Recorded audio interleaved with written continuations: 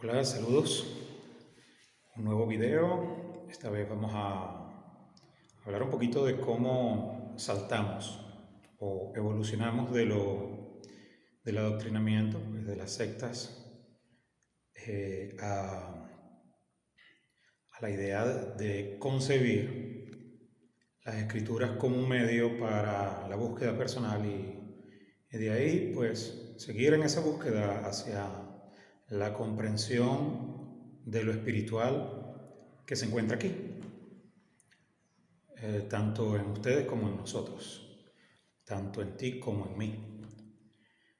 Sin ir muy lejos, pues eh, podríamos hacer una oración, tal y como lo hacen en las iglesias, y empezamos con el Padre, la idea de lo patriarcal. Empezamos así como manera de ejemplo y sin intención de hacerlo en son de burla. Comenzamos diciendo, Padre Celestial, bendito eres, grande eres, tú eres digno de gloria, de todo el poder, de la honra, de la majestad, tú eres el Rey, el Padre Celestial. Hay un Rey, hay un Padre Celestial al que nos estamos dirigiendo, es un Dios, un grande, el Altísimo, el Gigante, el que tiene, ¿verdad?, la tierra por estrado de sus pies, el que dice, siéntate a mi diestra hasta que ponga a tus enemigos por estrado de tus pies, de ese Señor altísimo que llega hasta los cielos, que llega hasta más allá de los cielos porque es el Padre nuestro que estás en los cielos, estás dentro de los cielos, en los cielos, que estás en los cielos, no fuera de los cielos, no más allá de los cielos, sino que estás en los cielos. De repente en el original no dice que estás en los cielos, de repente dice mucho más allá, como en la Cábala está el Ayin Sof, pero por lo menos en el Padre Nuestro dice que está en los cielos. Entonces, eso es inevitable que uno piense en un padre, en un rey, en un extraterrestre, incluso alguien que está en los cielos, alguien que no está en nuestro planeta o que es lo suficientemente grande como para estar con la cabeza en las estrellas y con los pies en la tierra, hasta que ponga a tus enemigos por estrado de tus pies. Dijo el Señor a mi Señor, como dicen los salmos, siéntate a mi diestra hasta que ponga a tus enemigos por estrado de tus pies. Eso pues me parece una alusión a la Kabbalah, al hecho de que al lado del Sefirot Keter está este Chokma, que es la sabiduría, que fue según Salomón, pues con la sabiduría Dios creó los cielos y la tierra, la primera creada. Sí, pensamos que Cristo es la sabiduría y nos leemos, por ejemplo, Juan 1:1. Al principio era el verbo era con Dios y el verbo era Dios. O como dicen los testigos de Jehová, el verbo era un Dios, independientemente de la creencia, porque aquí no estamos tanto para creer si era Dios o si era un Dios, porque evidentemente pues ahí tendríamos que ver hasta qué punto somos dioses. La Biblia dice dioses sois. Ahora, ¿pudo haber Dios creado toda esta realidad fuera de Él? Si no hay nada fuera de Él. ¿La pudo haber creado dentro de Él? Si la creó dentro de Él, tiene un cuerpo. Se trata de que todo está en la mente de Dios. ¿Es Cristo Dios soñándose a sí mismo? Y habría que preguntarse si el Cristo es el Cristo, o sea, si el Cristo es el Mesías. Pues la idea de esto parte del creer. Se supone de que Dios ha puesto en nosotros esa dependencia, o sea, todo depende de lo que nosotros creemos. Depende de de nuestro creer, nuestra propia salvación. Pero esto es como contradictorio porque se suponía que nuestra salvación dependía de Cristo. Ahora bien, si nos vamos más allá, uno comienza a preguntarse por qué razón Cristo viene a salvarnos si se pudo haber evitado, Dios pudo haber evitado que nosotros saliéramos del paraíso en todo caso, pero Eva pecó y Dios sabía de alguna forma que iba a pecar, porque Dios conoce, es omnisciente, conoce el futuro. De hecho, Dios no tiene tiempo como tal. El día del juicio no necesariamente lo situaríamos en un futuro, el juicio final, sino que para Dios está ese juicio final en un eterno presente, porque Dios no tiene ni pasado ni futuro, solamente vive en un eterno presente, es omnipresente. Entonces, siendo Dios omnipresente, ¿cómo podría haber un juicio final? No lo hay, ahí es un juicio presente. El juicio final puede haber para las creaciones, para aquellas personas que estamos sujetos al tiempo. Claro, yo digo esto para darme una explicación, ¿verdad?, de lo desconocido. Al final yo no sé cómo son las cosas en lo desconocido, en el más allá. No sé quién es Dios, cómo es Dios, si es la Biblia la que me está diciendo la verdad, o son los textos de los Vedas, o los conocimientos del confucianismo. Para eso, supuestamente es la fe. Sin embargo, si una persona tiene una fe equivocada, entonces se puede perder. Se supondría entonces que a riesgo de perder nuestras vidas vendría un Salvador a cuidarnos para que no nos perdamos. Sin embargo, se pone en dependencia de las ovejas el si seguimos al pastor o no seguimos al pastor. Entonces se sigue poniendo como a nuestra responsabilidad, pues que que nos salvemos o no nos salvemos. Es como elección de nosotros. La cuestión es por qué se nos da a elegir entre tan pocas opciones. O sea, es como la vida o la muerte. Y si era probable que la mayor parte de nosotros eligiéramos la muerte, entonces ¿por qué crear algo, unas criaturas que en su mayoría podrían perderse? Porque la Biblia dice, muchos son los llamados, pero pocos los elegidos. Y si son pocos los elegidos, pues son muchos los que no se eligen. Pareciera como si fuese algo así como esta carrera de los espermatozoides, ¿no?, por fecundar el óvulo, y solamente uno de ellos pues puede fecundar el óvulo y puede entonces de ahí una mujer quedar embarazada y dar a luz a un nuevo ser. Este nuevo ser, si vemos en los actuales ecos en 3D, cuando uno los ve, en realidad parecen como si estuviesen siendo formados de la arcilla. Pareciera como, el feto pareciera como en realidad un modelado de arcilla, ¿no?, con forma de feto.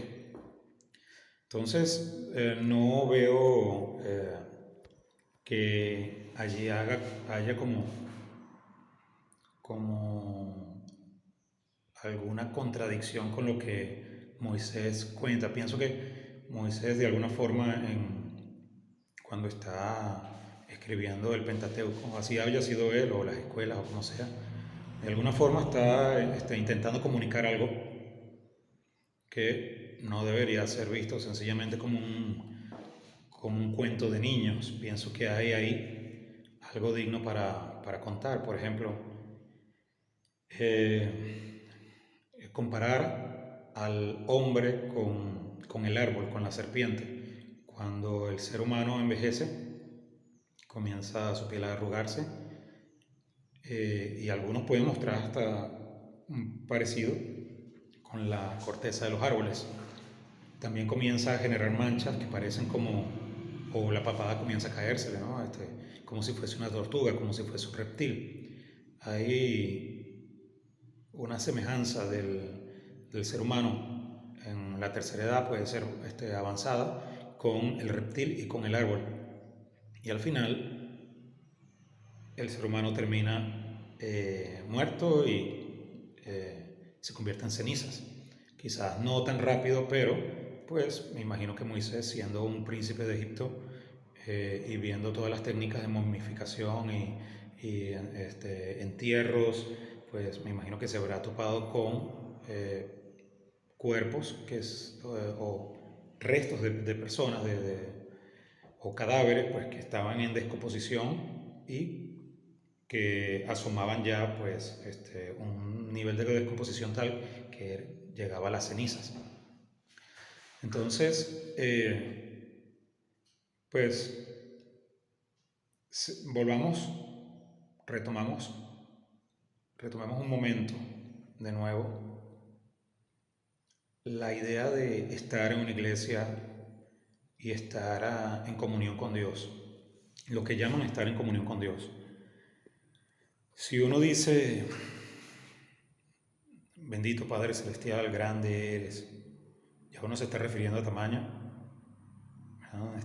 Digno de gloria, ya uno está pensando en que Él necesita de nosotros gloria, como que la necesitara o como si nosotros pudiésemos darle algo que Él no tiene. Digno eres de la gloria, la honra, todo el poder, la majestad, como si necesitara de nosotros un agradecimiento. También está la idea de que Dios es uno. El uno, ¿verdad?, es el primer número de una serie infinita de números, de manera que ya lo sitúa en una diversidad, como en la parte, como parte de un todo. Entonces, si el todo es la suma de todos los números, entonces se le estaría dando a Dios una parte muy pequeña, que es el número 1, para representar a su deidad. Entonces, quizás sería mejor decir que Dios es inconmensurable, que Dios no tiene ningún tipo de medida, no se le puede medir matemáticamente. Ahora, puede ser que se refieran a su constitución física, que Dios no son 2 o 3 o 4, pero evidentemente Dios se manifiesta a través de embajadores, porque siendo Dios omnisciente, no creo que, por lo menos en el Edén, Dios le dijese a Adán y a Eva dónde están, o por qué se escondieron, o dónde se escondieron, y que Dios le pregunte, ¿quién les enseñó que estaban desnudos? ¿Acaso han comido del árbol del bien y del mal? O sea, este ser que se está comunicando con ellos, o sea, no tiene idea de dónde están Adán y Eva, y no tienen idea de si han comido el árbol del bien y del mal, y les pregunta. Y espera incluso que Adán y Eva pues, le digan qué fue lo que pasó. Más adelante, ese ser que se muestra como Dios se arrepiente de haber creado al hombre, pero hay otra parte de la Biblia que dice que Dios no es hombre para que mienta, ni hijo de hombre para que se arrepienta, lo que hace pensar que ese ser que dijo que se había arrepentido de haber creado al hombre no era del todo Dios, quizás era más bien un embajador que utilizaba el nombre de Dios, así como un embajador o un vicepresidente utiliza el nombre de un presidente o de un rey, es un emisario del rey. Entonces, pues aquí habría que separar quién es el Dios supremo de sus embajadores. Y pienso pues que por eso la Cábala termina explicando muchas cosas, porque el Ayin Sof parece ser ese Dios absoluto trascendental que incluso está más allá de la Biblia, está más allá de un mensaje rectangular, del mensaje dado a los hombres por inspiración, porque aunque el Espíritu Santo, ¿verdad?, haya inspirado a los hombres, esa inspiración es del hombre y el hombre es un ser limitado, con defectos. Por lo tanto, el hombre no podía, aún inspirado por el Espíritu Santo, ser perfecto. Por eso dice la Biblia que el Espíritu Santo nos guiará a toda verdad.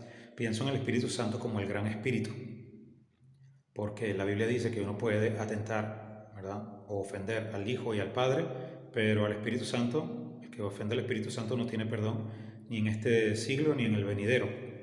Pienso que cuando dices siglo y en este siglo o el venidero se refiere a ciclos, porque por lo menos en este curso, Dios entre líneas, referido a mis libros, hablo de la espiral dorada como un espejo de Dios, como la autosemejanza, como la simetría, como lo que la cábala llama la balanza. Me disculpo pues porque estoy un poco ronco todavía. En diciembre pues tuve que cantar bastante. Yo soy músico y cantante también y tuve que forzarme un poquito más de lo normal. Pues estos temas son un poco complicados de ir abarcando, pues porque imagínense, son más de 2000 años de adoctrinamiento y la Biblia pues no es un solo libro así monolítico, sino que hay muchos autores y hay mucho contenido ahí que comprender. Pero aquí estamos comprendiendo, ¿verdad?, que por lo menos en el caso, en cuanto a Dios, no necesariamente deberíamos verlo como un padre. O sea, para nosotros, para nuestra satisfacción personal, para sentirnos bien emocionalmente, para efectos de nuestras necesidades, sí podemos utilizar la adoración como una forma de sentirnos amparados como padre. Pero, ¿verdad?, si Dios fuese un padre, necesariamente tendría que haber una madre. Y yo no tengo ningún problema con que Dios tenga una madre, o sea, una esposa. Y no se trata de que yo tenga problema o no, sino que acá entramos a otra creencia, pues la creencia ya de él, el dios él, y Asherah, el dios él, que es de donde viene la palabra Elohim, ¿no?, o Elohai, o los Elim también. Ese dios él, que tenía la forma de un toro, estaba presentado bajo la forma de un toro, probablemente porque estábamos en la era de Tauro. Tenía una mujer, una esposa que se llamaba Asherah.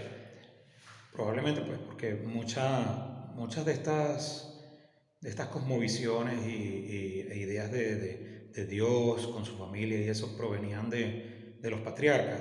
Quizás los hijos, los nietos, los bisnietos, o sea, la descendencia, comenzaron a hacer de sus patriarcas dioses por honrarlos. Y entonces se les honró demasiado, quizás, se les elevó al nivel de dioses y entonces todo se complicó. ¿Sí? Entonces, bueno, estos dioses, este dios, por ejemplo, Dios él tenía a su esposa Asherah. Bien, podríamos decir que Dios tiene un lado femenino y un lado masculino, ¿no?, ya que Dios creó al hombre a su imagen y semejanza, y ese hombre, ¿verdad?, ya incluye a la mujer, o sea, varón y hembra los creó. Entonces, si el hombre fue hecho imagen y semejanza de Dios, eso significa que Dios también tiene un lado femenino. Eso no significa que sea hombre o mujer, sencillamente masculino o femenino al mismo tiempo. Andrógino, ¿verdad?, pero no necesariamente una cuestión que tenga que referirse a cómo manejamos los seres humanos acá, ¿no?, y de nuestra identidad de género. Sencillamente se refiere a lo femenino y lo masculino que puede habitar tanto en el varón como en la hembra, como en toda criatura, como en toda la creación. Ahora, esta creación está dentro del sueño de Dios. Dios no es que la creó, siempre ha permanecido como parte del mundo de las ideas. Se nos dice que Dios la creó, pero si la creó, si Dios hizo esta creación, ¿cuándo la creó? Si hay una fecha en la que Dios creó la creación, valga la redundancia, entonces hay un antes y hay un después. Antes de crearla y después de crearla, entonces ya Dios estaría sujeto a tiempo. Y al estar sujeto a tiempo, pues ya vendría a ser más una criatura que un creador. Entonces, de manera que un Dios omnisciente no se le ocurre de repente crear al ser humano y crear el universo y crear todas las cosas. Un Dios omnisciente ya sabe que existe todo esto, que existe en su mente. Y si existe en su mente el que es vivo, entonces todo eso existe por sí mismo. Entonces, más que una creación, es como una coexistencia, y en ese sentido nosotros también somos dioses. Es como digamos, como un guionista que piensa que está escribiendo una novela con personajes que son propios, y piensa que está creando los personajes en el momento que los está escribiendo, pero resulta de que esos personajes ya de alguna forma estaban en él, en el propio guionista. Esto sobre la naturaleza de Dios es algo complejo, porque entonces habría personas que dirían, bueno, y entonces Satanás, ¿verdad? Fue creado por Dios. Entonces ahí pues tendríamos un problema que está más que todo ligado a dogmas, a la forma en que el personaje de Satanás ha sido sometido a evolución. La palabra Satanás como tal pues, significa opositor, oponente, es el lado opuesto de algo. En este caso pues, sería el opositor de Dios. Sin embargo, pues la palabra Satanás, incluso la palabra diablo también, la relaciono con antítesis. Porque digamos que en la filosofía ya Jorge Guillermo Hegel había venido hablando de cómo la historia se iba como sintetizando, simplificando hasta llevar todo a lo simple, ¿no? A la tesis, la antítesis y la síntesis, es decir, la dialéctica.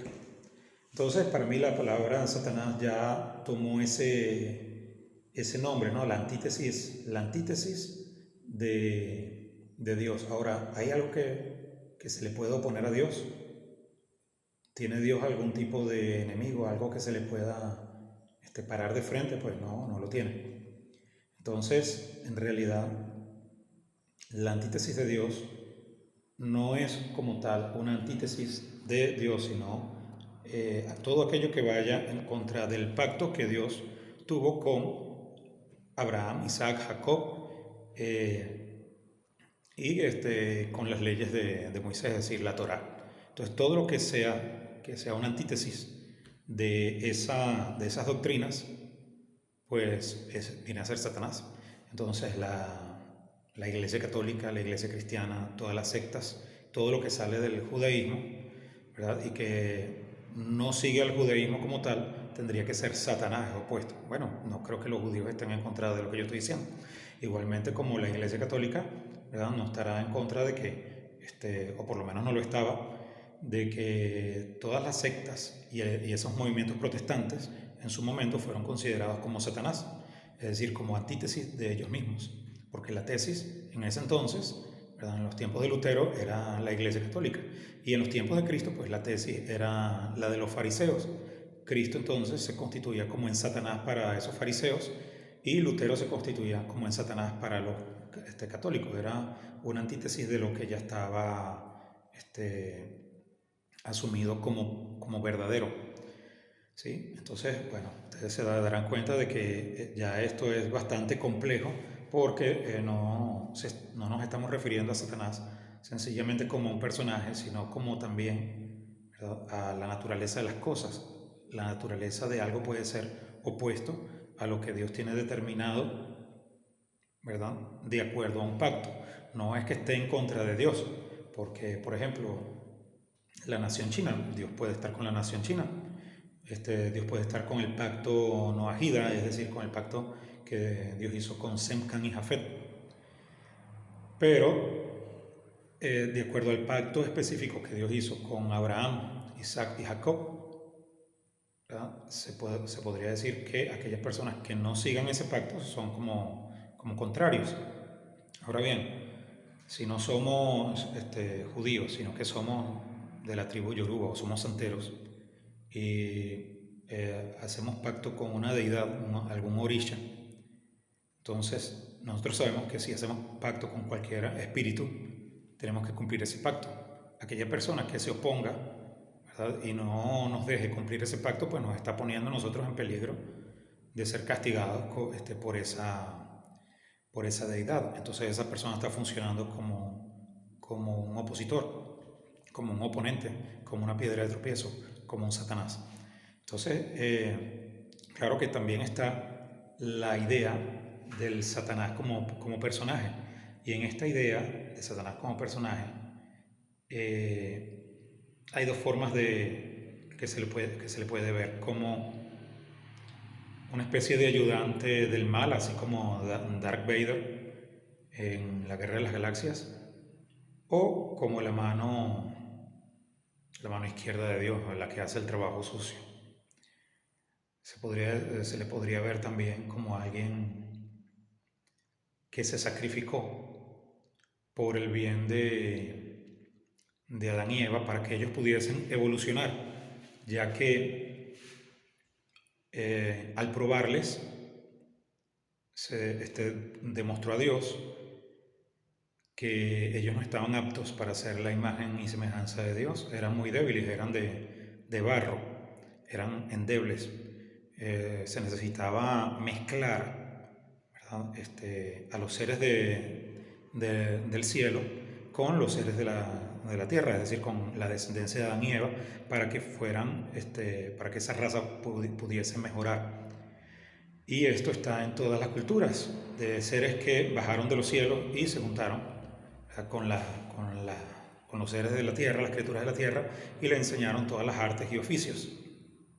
En la Biblia se denominan los Nefilim, pero vemos que en el Génesis se trata de una serpiente. Ahora bien, esta serpiente era astuta, era tan astuta que llega al paraíso. El paraíso es el lugar donde se encuentra la imagen y semejanza de Dios, que es Adán y Eva. Podríamos decir que Adán y Eva eran la gloria de Dios, esa gloria de Dios que la Biblia dice, yo no comparto mi gloria con nadie. Para entrar en ese santo monte, pues la Biblia dice, creo que es en el Salmo 24, ¿quién subirá al monte de Jehová? ¿Quién se sentará en su santo lugar? El limpio de manos, puro de corazón, el que no ha elevado su alma a cosas vanas, ni ha obrado con engaño. Pues digamos que esto se repite también, o bueno, está antes incluso de la Biblia, en la cultura egipcia. De hecho, pues ante la diosa Maat y ante el juicio de Osiris, uno tenía que justamente decir que no he robado a nadie, no he mentido, no he hecho tales males, cuales males. O sea, uno tenía que defenderse en ese juicio. Y en ese juicio de Maat había una balanza y uno ponía el corazón ahí. Si ese corazón pesaba más o menos que una pluma, entonces uno no podía elevarse como un ave. Eso ya significaba que uno había sido tragado por el agua, por el cocodrilo Amit, ¿no? Es un cocodrilo, ¿verdad?, que representa justamente la perdición, pero es como, digamos que es como haber entrado en las aguas del caos. Recordemos que en esas aguas del caos, por lo menos en la mitología de los egipcios, la diosa Nun era el océano y Apophis era esa gran serpiente que habitaba en esos océanos. En la Biblia, esa serpiente se le llama Leviatán. De hecho, pues hay una bestia primera y una bestia segunda ahí en Job, que es el Behemoth y el Leviatán, pero el Leviatán se le asocia con un dragón. Y ese dragón, ¿verdad?, es una de las primeras obras maravillosas de Dios. De manera que si podemos inferir pues que si Apophis surcaba las aguas de la diosa Nun, o sea, del océano universal, en un principio y también al final, cuando se complete el Ouroboros, pues esa serpiente, ese leviatán, era también el vehículo utilizado por el Espíritu Santo para navegar sobre la faz de las aguas en medio de una tierra desordenada y vacía en el principio del mundo. Después, Dios fue tomando formas más amables de presentarse. Por supuesto, no cuando Moisés, pues incluso el pueblo de Dios tuvo bastante miedo de ver a Dios de frente. Le vieron como horrendo, ¿no? Así como dice la Biblia, horrenda cosa es conocer al Dios vivo. Y Moisés le sirvió de mediador. Y luego, pues, todos aquellos seguidores de Moisés, sobre quienes puso su poder o delegó su poder, y que luego se constituyeron en jueces. Más adelante Dios tomó posesión, la presencia de Dios se asentó en el arca del pacto, luego en el templo central, el templo de Salomón, y finalmente, pues, como se cree en el cristianismo, toma la plenitud de Dios, descansa en un hombre, por lo menos esa es la creencia, descansa en un hombre que es Cristo. Es la idea de que Dios se va transformando en hombre, se va humanizando, va comprendiendo lo que es el hombre. Bien, sin embargo, en estos 2000 años, pues hemos visto igual, de la misma forma, que el ser humano es, digamos que, todavía como un esclavo de esa idea de Dios. Hay un filósofo, no recuerdo cuál, que decía que, creo que era Feuerbach, que decía que esa idea de Dios nos hacía miserables, porque al verlo tan grande, pues nosotros nos sentíamos prácticamente como cucarachas, ¿no? Y no es la idea, pues, ciertamente que nosotros, siendo la imagen y semejanza de Dios, si en Cristo logramos recuperar nuestra dignidad, nos sintamos como cucarachas y nos sintamos como pecadores. Y más aún siendo que, extrañamente, pues en el paraíso, Dios pregunta, ¿quién te enseñó que estabas desnudo? Has comido del árbol del bien y del mal, por lo tanto, ese conocimiento que estaba en el bien y del mal, en el árbol del bien y del mal, ¿verdad? Era un conocimiento de pecado, del propio vacío, del propio interior. Me siento desnudo, me siento vacío, me siento falto. Y es justamente lo que las iglesias quieren que uno sienta, que uno se arrepienta pero sintiendo pecado, diciendo yo soy un pecador, yo no sirvo, yo no tengo, no soy digno de mirar a Dios o de estar a la altura de Dios. De hecho, pretenderlo o pensarlo ya te coloca, ¿verdad?